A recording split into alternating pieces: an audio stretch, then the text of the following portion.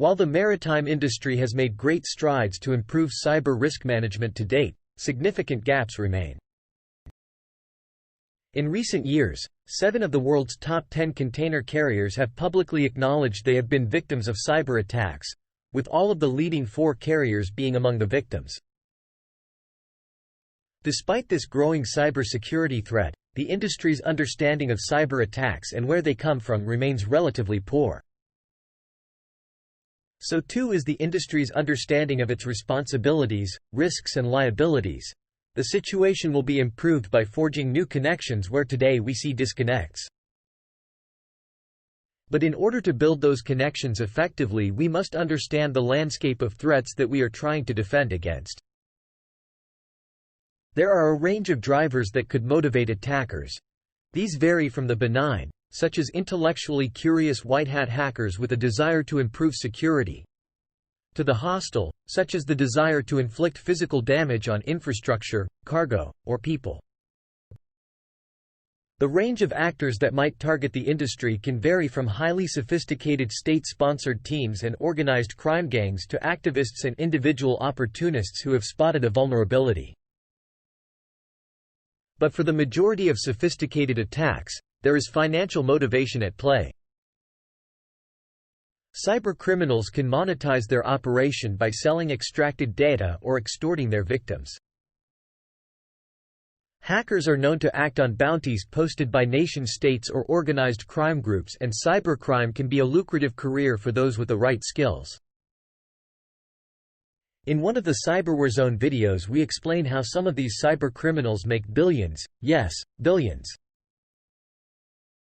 Worldwide criminal syndicates are increasingly using cybercrime as a source of revenue. Whether by direct extortion, theft or trafficking, the sources of wealth that hackers can extract through digital means is diverse and creative.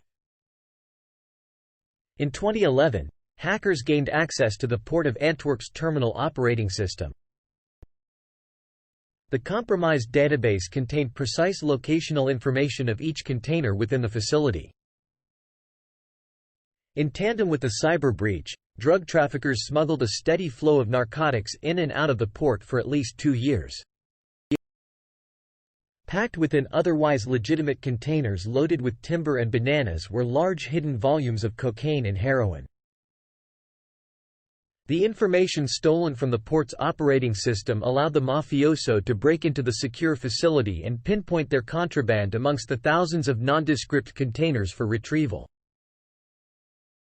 The operation was so effective and discreet that the cargo's lawful owners took no notice as their merchandise was left untouched. Authorities remained unaware until the criminals became overzealous and began removing entire containers from the facility, eventually leading to the operation being uncovered.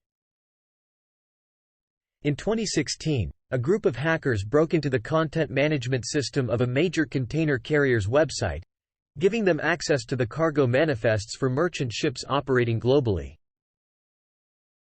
In turn, the manifests were sold on the dark web directly into the hands of Somali piracy syndicates.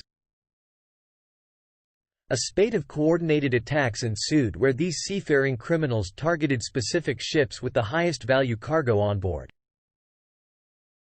Once on the vessel, the pirates could quickly locate and empty only the relevant containers carrying precious cargo before fleeing. These attacks went on for months before the company eventually identified the pattern and secured the vulnerability.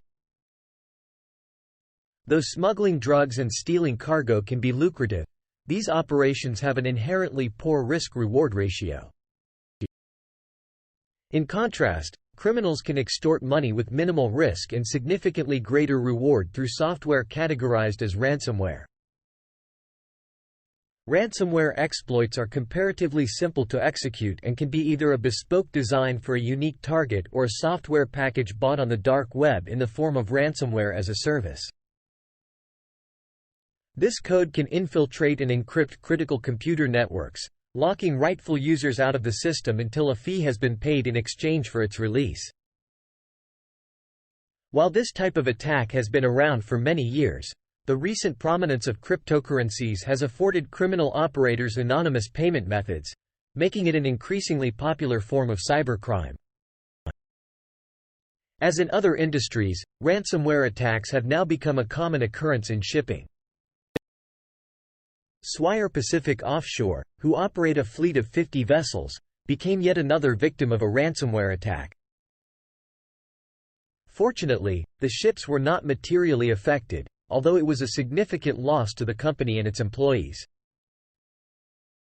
With varying uncertainty as to the extent of the fallout, analysts believe that stolen data included employee passports, emails, payroll, and banking information. While such personal details have a direct, monetary value on the dark web, they could also indirectly enable greater impacts through more targeted future extortion, blackmail, and socially engineered attacks on critical systems aboard. Of all the threats to the industry, perhaps the highest frequency of them all comes from the insider.